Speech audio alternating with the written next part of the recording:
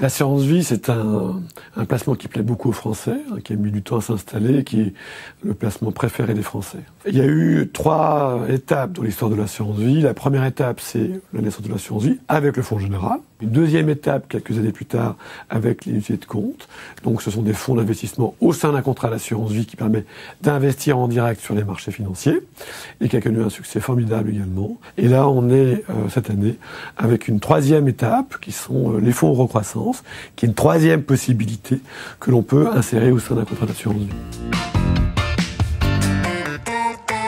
C'est une innovation marquante parce que le Fonds général, qui draine beaucoup d'encours et qui concerne beaucoup de clients, et bien dans le Fonds général, vous avez une garantie en capital qui est quotidienne.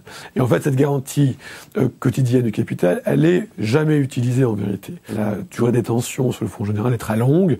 La médiane est autour de 8-10 ans, donc ce qui est très long. Et en revanche, pour le gestionnaire d'actifs qui va gérer ces fonds-là, le fait de garantir à chacun des assurés une garantie en capital quotidienne, eh bien, ça va lui coûter en performance. L'idée ici, tout à fait simple, c'est que le client va choisir à un moment donné qui lui convient le mieux, une garantie en capital qui est tout à fait importante. En échange de quoi? Eh bien, évidemment, entre-temps, la garantie en capital ne sera pas complète et le gérant sera plus libre pour mieux gérer. Et en résumé, l'espérance de gain sur un euro croissance sera supérieure à l'espérance de gain sur un fonds général.